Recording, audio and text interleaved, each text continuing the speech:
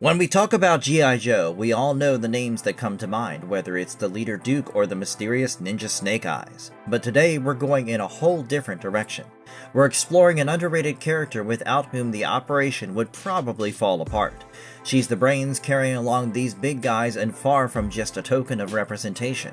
Yep, guys, we're talking about the redhead with a crossbow, Scarlett. For a long time, people saw her as just the girl on the team, but if you really explore her background, her history, and her origins, you'll find out just how much she has going for her. From counterintelligence to martial arts, this girl is full of surprises, and in some continuities, she's practically the only reason the team even exists.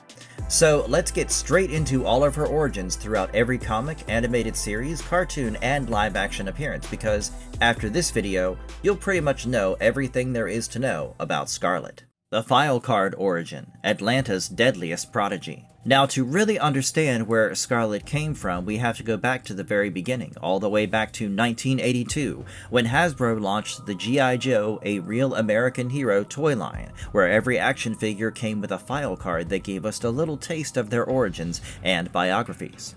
And there she was, Scarlett, with her strikingly bright red hair, holding a crossbow in one of her hands. This is also where we found out her real name, Shanna M. O'Hara. Turns out she was a force to be reckoned with from her very childhood. She was born and raised in Atlanta, Georgia, by an entire family of martial arts masters. I'm not kidding, guys, her father and 3 brothers were all martial arts instructors. Imagine growing up in that household, jeez. And no surprises here, she herself was a prodigy who started her training at the early age of 9 years and became a black belt when she was just 15 years old. By the time she was a teenager, she was probably more dangerous than most grown men. But it wasn't just all about physical ability.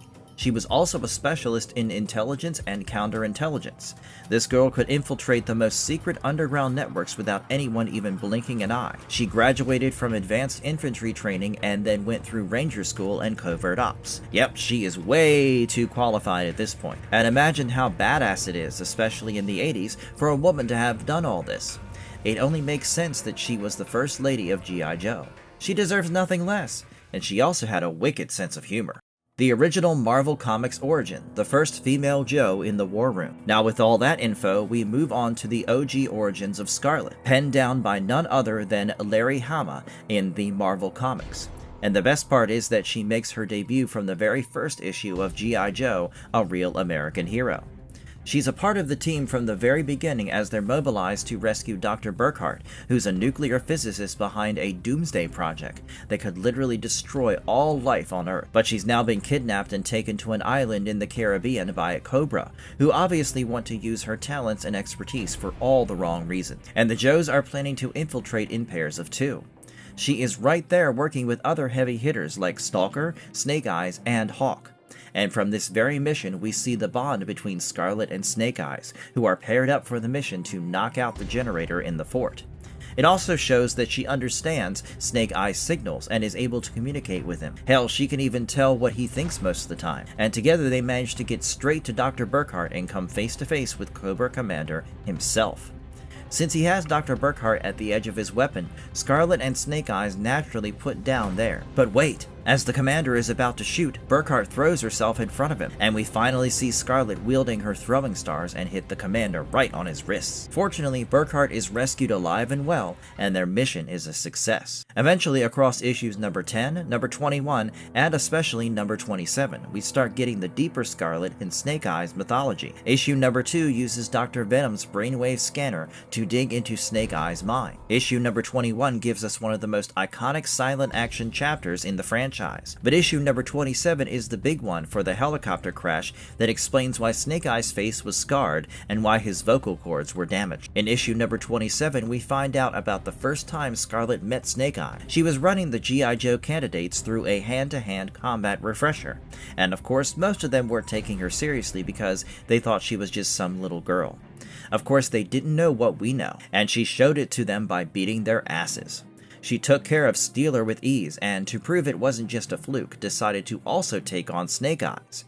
She asks him to punch her so that she can take him down. But midway through throwing him, she realizes that he is letting her win. He is a high-ranking black belt and never loses control, but he also doesn't have to prove himself and lets her win in front of the candidates. And from there, they start to get to know more about each other. They talked about everything under the sun, and she was one of the only people that he showed his true side to, just a small-town boy who missed his home and family. In fact, she began to want more with him. Then, months later, they were on a hostage rescue operation aboard a helicopter, but all of a sudden its engine stalled and it started spinning. Two of the other Joes jumped off, and so could Snake Eyes, but the spinning threw off Scarlett. However, Snake Eyes refused to leave without her. He kept trying to get her out when finally the lit-up aviation gas blew through the window and hit Snake Eyes right in his face. Even with his entire head on fire, he carried Scarlett out of the wreckage in his two hands. And that's the tragedy behind these two, and the reason why Snake Eyes is forever forced to wear a mask and speak in sign. Of course, despite everything, they still remained close. She cared about him more than anything. Even when he was getting a new face in issue number 94, she was right there by the operating room and even saved him from the Baroness' revenge plans like the seasoned badass professional she is. And that's exactly what I love about her. She has both the martial arts chops and the brawn, as well as the heart. Scarlett Declassified, the Untold Origin Comic. If you really want to know about the details of Scarlett's childhood, then this comic will give you exactly that. It directly explores her origin and how she became one of the most deadly, proficient special agents in the world. The comic takes us straight back to Atlanta, Georgia, where Shanna Mae O'Hara was the youngest of 5 kids. And as you'd expect, she spent her childhood fighting. After all, she literally grew up in a dojo. But like any normal child, she too wanted to do normal things that kids do. But unfortunately, her training started from the age of 9, and she, like a good obedient daughter, embraced the training and never complained. Why, you ask? Because of one reason and one reason only. Like every one of her elder siblings, she just wanted to make her father proud. Imagine the pressure.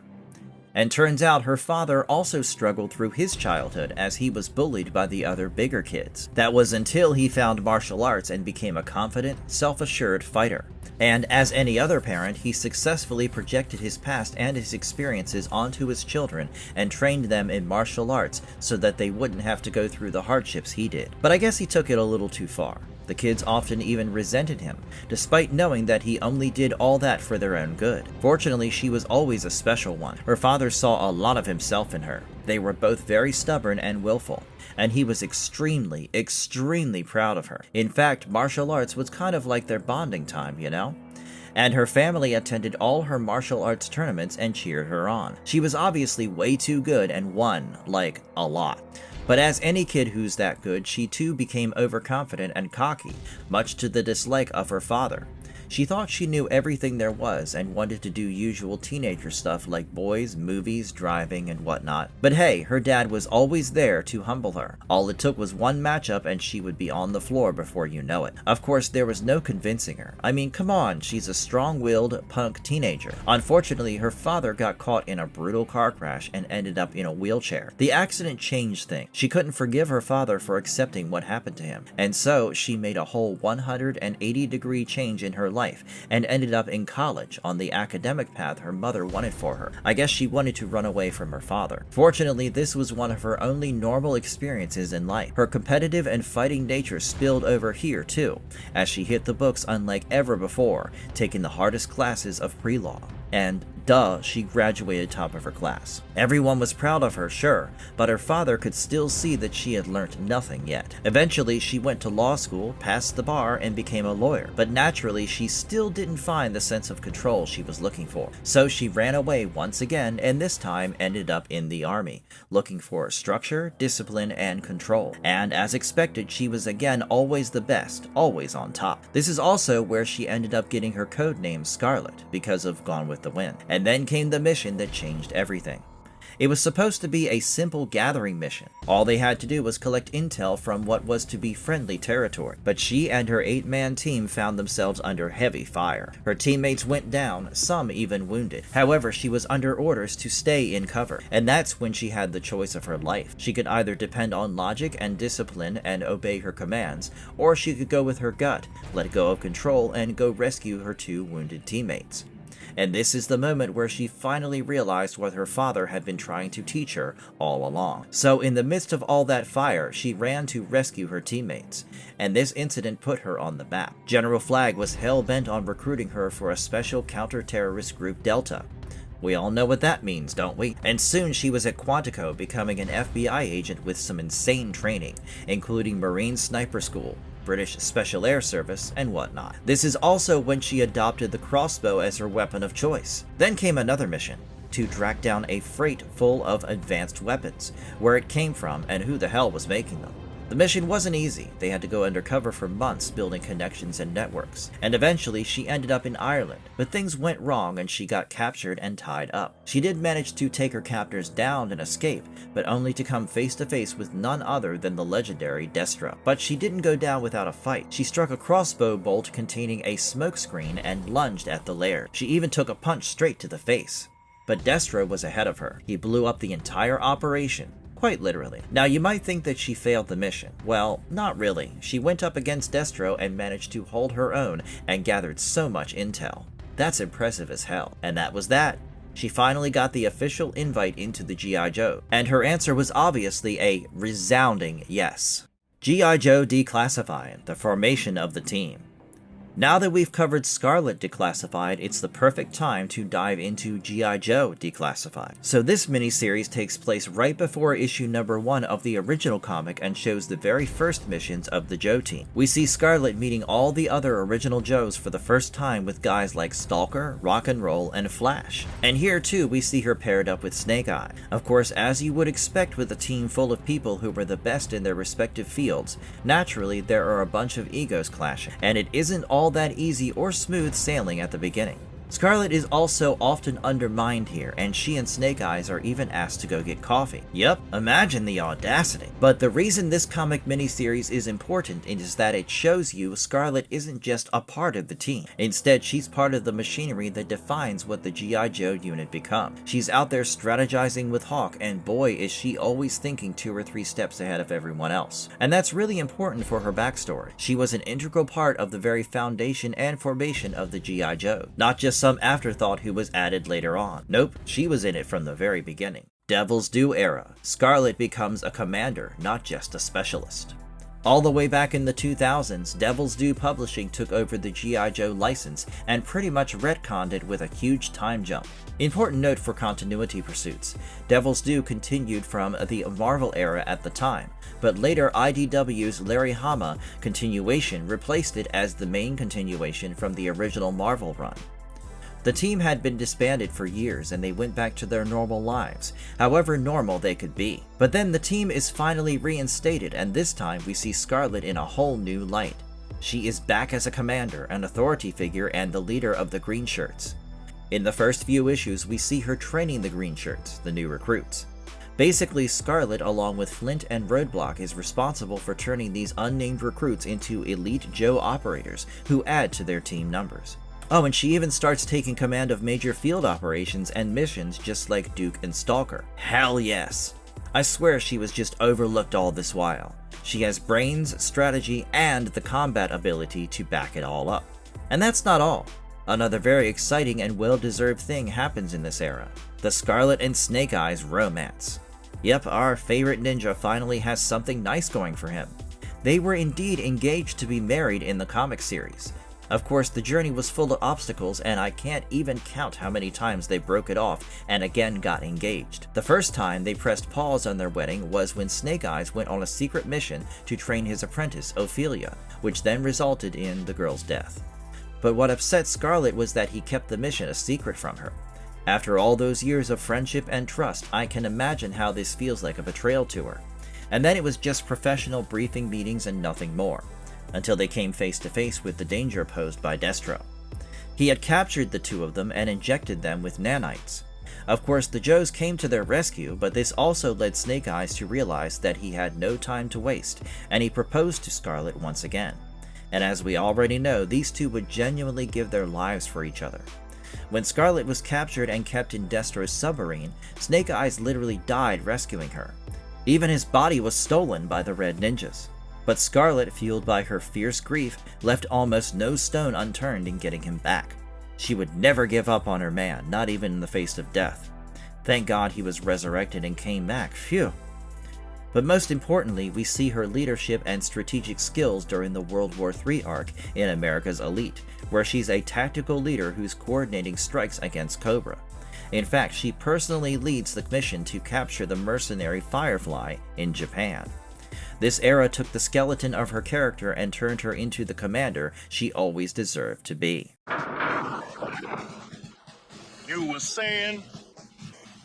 Sunbow cartoon origin, already a Joe, already iconic. Now, if you met Scarlett in the Sunbow animated series for the first time, then you didn't get any of the childhood history or the training montages. You probably saw her as an already formed G.I. Joe operative with some next-level expertise in intelligence and disguises. She debuted in the miniseries The Mass Device and immediately showed everyone what she's capable of. In the episode Slave of the Cobra Master, she went undercover at a high society Cobra gala, and her motive? To infiltrate Destra's inner circle. And let me tell you, she was looking fine as hell. Another twist that the Sunbow version brought was her relationship status. We know in the comics she was paired up with Snake Eyes from the very beginning, but here they shake things up and instead give her some next level tension and chemistry with none other than Duke. They were low-key like a total power couple, leading missions and whatnot. And she was one of the only people who could tell the real Duke apart from the fake Synthoid Duke. She actually came up with a pretty smart plan too. In battle, once, she pretended her fighter jet was failing and told the fake Duke to save himself. And guess what? He did. Man didn't even bother to try and help her, and she knew that he couldn't possibly be the Duke she knows, and definitely has feelings for. She also had an iconic rivalry with the Baroness here. Not gonna lie, it was kinda cool seeing two such powerful and tactically brilliant women have a legit rivalry. And of course, it was Scarlett who provided the eureka moment that finally led to dismantling Cobra's superweapon, the Weather Dominator, in The Revenge of Cobra. Her storyline then continued into the 1986 G.I. Joe the movie, particularly when the team was battling for the defense of the Broadcast Energy Transmitter, or BET. And when Serpentor launched his attack through his energized snake spear at Falcon, it was the brave, heroic Duke who intercepted it and took the blow himself. And let me tell you, the scene where Scarlett is just cradling a supposedly dying Duke hits you hard. And she somehow still perseveres. She does not break down or retreat. She actually helps lead the final one last Hail Mary of an assault against the Cobra Law forces. And that's exactly what sets her apart and makes her so special and important for the team. Her loyalty to the team is unmatched, and even when people around her fall, she remains composed and focused on the team's mission. Megan! I told you I'd come back. Can you release me from this chair? Deke Cartoon Era, the forgotten Scarlett comeback. Now, after the Sunbow series ended, the Deke animation took over things, but unfortunately it more or less sidelined Scarlett in the first season. She only appeared in episode 17 of season 1, titled The Mind Mangler. Here, Duke is captured by a Cobra agent named the Mind Mangler, who wants to probe into his memories to find the G.I. Joe base location with exact coordinates. But Duke is trying his best to resist Mind Mangler's attempts by remembering his past missions and victories where he defeated Cobra. And it is during these flashback memories that we get to see Scarlett in a unique version of her classic 1982 outfit, where the gray is replaced by pink. Although this flashback is super brief enough to be like an Easter egg for fans, it does establish her as a G.I. Joe operative, even though she hadn't appeared even once in this entire season. Fortunately, Season 2 changes things and she more or less becomes a recurring character. She appears in Channel, where she's a part of the team and is protecting the construction of a tunnel under the English Channel from Cobra's evil plans. We also see her in The Sword, where we get to witness her martial arts expertise. About time! And she joins the team to try and recover a legendary samurai sword stolen by Cobra. She also appears in Long Live Rock and Roll, Messenger from the Deep, and Shadow of a Doubt. Always a team player, she joins the Joes in whichever mission requires her with no questions asked.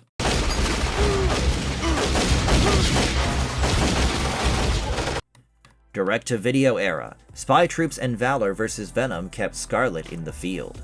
Now, if we're talking about Scarlett's animated appearances, we also have to stop briefly at the direct-to-video era, because this is where G.I. Joe was being updated for a new generation of fans.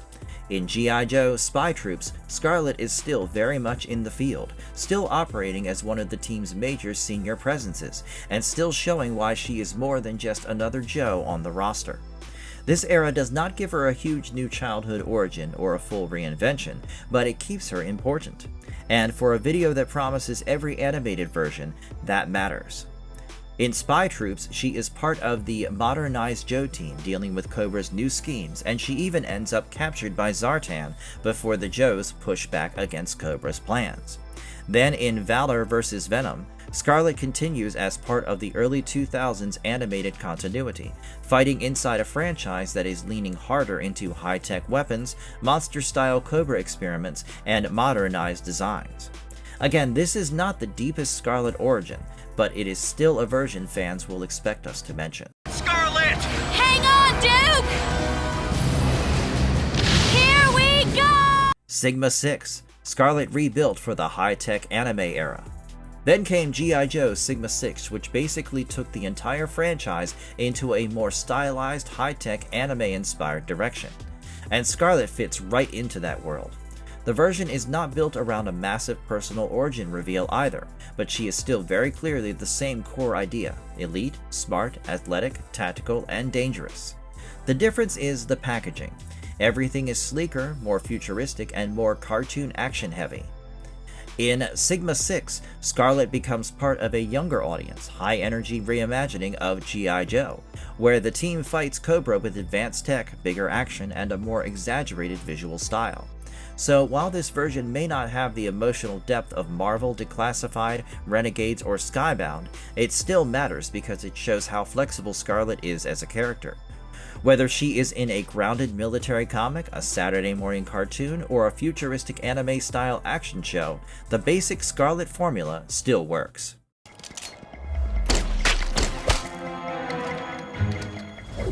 G.I. Joe Resolute, the harder, more adult Scarlett. Okay, so G.I. Joe Resolute was actually targeted to an adult audience. We were no longer watching Saturday morning cartoons. This one was much more real, with people actually dying. You could see the difference in the violence. It was suddenly much darker and grittier, and this change also reflected in Scarlett's character. She no longer had any of her previous campy elements or humor. She was much more adult-coded here. The film opens with her as she dresses up as a CSI agent to ID a dead body that turns out to be Major Sebastian Blood, senior staff to Cobra. Then suddenly we see parts of a G.I. Joe base being blown up. Soon after, Doc finds a hidden note connected to the attack, revealing the Arashikage mark and pointing the Joes towards Storm Shadow. So naturally they realize it was Storm Shadow behind the attack, and he's now challenging Snake Eyes. So Duke orders Snake Eyes to leave on his mission and tells Scarlett she could either stay with him or go with Snake Eyes. And you can clearly tell here there's some tension going on, and there's a love triangle happening. But she chooses to stay with Duke and the unit too, but yeah, mainly Duke. Now, in the meanwhile, Cobra Commander has absolutely destroyed and demolished all of Moscow using a particle cannon, and this is when Duke and Scarlett go on a mission to Siberia to figure out how to stop Cobra from using the particle cannon again. They suit up and jump off the plane to land right near the Siberian missile station. Here we see the two of them strategically take out the Cobra operatives stationed there. And oh my, is Scarlett a great shot. She also manages to disable the security systems, but just as they enter, they set off some high-tech detection device, and a bunch of Cobra operatives swarm them and shower them with bullets as they take cover. Scarlett then has the great idea of shooting one of the pipes, releasing steam that covers them long enough for Duke to throw a grenade. They finally manage to enter the facility but come face to face with a menacing Zartan. They get into a whole lot of chaos and Scarlett truly shines in combat until she's caught off guard by Zartan. Of course, Duke comes to rescue her and shoots Zartan dead, but he himself is injured, having taken a bullet to the ribs. But he orders her to disable the particle cannon, which she indeed does, except it's not that simple. Anyone could still come back and re-engage it. So instead, she has the idea to detonate it. They would get just 6 minutes to escape, but Duke tells her to bring in the hypersonic transport and get herself out, leaving him behind. He knows he's a liability as it would take him probably 6 minutes to even just stand up. But Scarlett defies his orders and refuses to leave him behind. She says to him that it has taken her years to sort out in her head who she wants, and now that she has finally chosen Duke, she's staying with him for all the time she has left, even if it is just 6 minutes. But of course, Ripcord finds a way to save them both. Then the final showdown happens in Springfield, where Scarlett gets down on the ground for combat with Duke, Snake Eyes, and the rest of them. Duke infiltrates the Cobra site and aims the particle cannon at Springfield itself as the rest of them all evacuate. But don't worry guys, both Scarlett and Duke survived. Renegades made Scarlett the spark that created G.I. Joe. Next up, we've got Renegades, where Scarlett is no longer just a team member, but the whole reason why the team formed in the first place. You see, in Renegades, Cobra Industries is painted as a benevolent company that you can trust. A company that cares for every man, woman, and child on the planet. It is accelerating global communications, innovating advanced medicines, and modernizing defense technologies. Except it's obviously all false. And it's Scarlett who discovers all of it. So Scarlett, known as Lieutenant O'Hara, uses all the info she has gathered to embark on an intel gathering mission with a team involving Roadblock, Ripcord, Duke, and of course, Tunnel Rat. She also has Snake Eyes actively looking out for her, and she is full on leading the mission, throwing out commands left and right and center. They just have to investigate a Cobra Pharmaceuticals manufacturing plant for terrorist activity, and gather enough proof to show the world and General Abernathy that Cobra is evil. And of course, they find a creepy, weird basement there containing biovipers, along with Mindbender, who's wanted by the feds. She collects all the proof she needs, but things go south real quick. The facility is destroyed and she and her team are framed as terrorists. So they become the Renegades, basically fugitives on the run from their own government that they served. Now what makes this version of Scarlett even more interesting is that she is personally tied to this entire mission. You see, it turns out that her own father, Patrick O'Hara, used to work for Cobra Industries before he found out what they really were. Unfortunately, he died in an explosion that he himself had caused so as to stop Cobra from stealing his mass device and using it for evil. Scarlett had seen her father's ghost, which led her to go back to her father's home in Atlanta, and this was where she learned the truth about her father from Snake Eyes. In fact, it was her father who had made Snake Eyes promise that he would look after his daughter, and he did so indeed with full and complete conviction. We also eventually find out that the red stone in Scarlett's locket was the key to activating the mass device, and that's what Cobra had to get their hands on. What I like about this version of her is that she's carrying a legacy, one full of grief and rage, and that she followed her father's footsteps and realized the true danger that Cobra posed, even when no one else did. This version shows you just how smart and skilled at counterintelligence she is.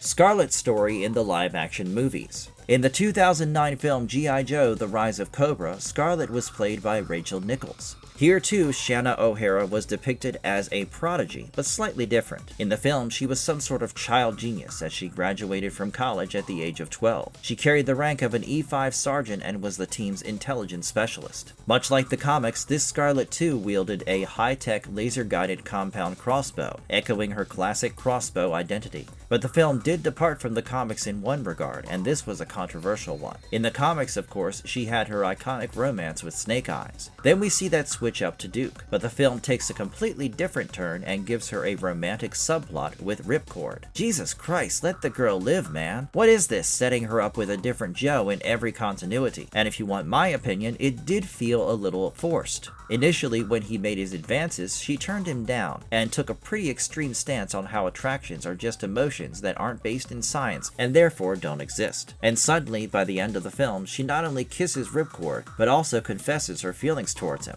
Oh well. But anyway, she's quite a force to be reckoned with in the film, and we see that as she helps chase after Baroness and Storm Shadow in Paris. Later in the film, she also infiltrates Mars Industries, showcasing her spy skills front and center. Then, in the 2021 film Snake Eyes: G.I. Joe Origins, Scarlett is played by Samara Weaving, who clearly got a promotion because here, Scarlett has the rank of Major, or 04. Her main role here is when Tommy calls her in to help the Arashikage clan against the Cobra operative Kenta, and the pivotal moment in this film is when she forms an alliance with her arch-enemy Baroness, because Kenta betrays the latter and Cobra and tries to destroy the Arashikage with the Jewel of the Sun. So instead, they team up to try and take Kenta Kenta down, and with the help of Snake Eyes and the rest of the Arashikage clan, they do indeed manage to defeat Kenta. At the very end of the film, Scarlett officially recruits Snake Eyes into G.I. Joe after revealing to him that even his father was a member of the Joes.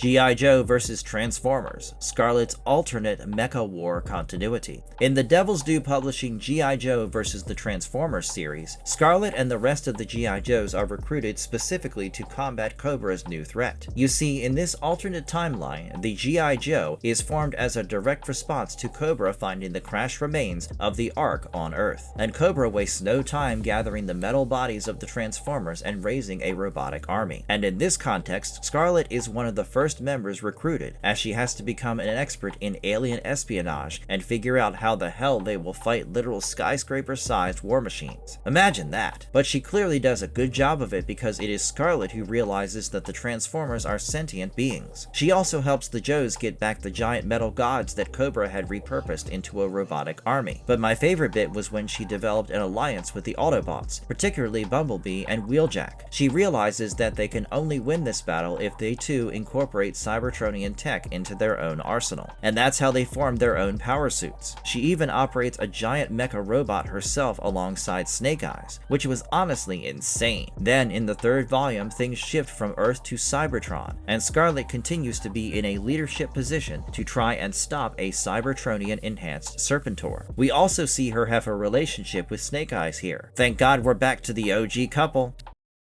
Skybound Energon universe, Scarlett infiltrates the Arashikage. And finally, last but not least, we have the most recent comic origin of Scarlett in the Energon universe. Here, Scarlett begins her journey in Monaco. She is on a mission. Her job is to simply gather evidence and confirm buyers if possible, but she is not allowed to engage, even if the hostages are on site. This is also where she sees Jinx. Who's Jinx? Don't worry, we'll come to that. And Jinx is here with two other armed men with swords. This confirms Scarlett's suspicion that the hostages must be on the premises, and even though they are not authorized for engagement, Scarlett engages. She uses her iconic crossbow to take down a guy and help Jinx escape. She also rescues 12 hostages, but on returning to Washington DC, she gets a lot of shit for disobeying orders and causing an international incident. She pretty much gets fired from that unit. But on returning home, she finds Stalker waiting for her. Turns out, Jinx was an MIA military asset, and she and Scarlett were super close, almost like sisters. But she went missing while trying to infiltrate the Arashikage clan, who were a rising power in the global arms race. And that's exactly where Stalker was sending Scarlett to, not just to get Jinx back, but also to track down and secure a dangerous weapon there. Now, she tracked Jinx using a code they had developed during their time together, a very personal code based entirely on their memories together. But when Snowjob drops her off at her destination, she has to defeat almost an entire army of ninjas before she comes face to face with the Hardmaster. But her arrival is not taken well, as Storm Shadow strikes her and she wakes up in a room all tied up. Fortunately, she had brought a blade embedded in her stomach with her. She uses that to cut herself free. Once again, she has to fight a bunch of ninjas, until finally she gets an audience with Storm Shadow and the Hardmaster. They ask her to demonstrate her loyalty, honor, and sacrifice to the Arashikage. How, do you ask? By infiltrating the Yakuza-owned Sato buildings to get back the ancient weapon called the Soul of the Arashikage. So she goes on the mission with Jinx and Storm Shadow, and as she bulldozes through endless waves of enemies in Sato 2, the Tiger building, to try and dismantle the security systems, Jinx and Storm Shadow wait at Sato 3, Sakura building, which houses the real weapon, and she does manage to blow up the security system, finally joining the others in Sakura. This is also when she finally reunites with Jinx. The three of them eventually manage to find the weapon, revealing it to be the Sword of Life. And of course, it is Storm Shadow who picks it up, as if it was always meant for him. They do also get attacked by Cobra Commander and his forces, but they make a quick exit using parachutes. This is also when Scarlett finally gets the opportunity to pass her intel to Snowjob, but she stays back with Jinx in the Arashikage, unable to leave her behind. We also get a glimpse of what the sword is actually capable of, its powers. And oh boy, should everyone be scared as hell. Considering this is the Energon universe, of course, the sword too is Energon fueled, and this storyline will eventually merge with the stories of Duke and the Transformers. I personally love how this version of Scarlett is thrown directly into Arashikage politics, ninja warfare, and an Energon-powered weapon crisis. That's something we've not really seen before from her.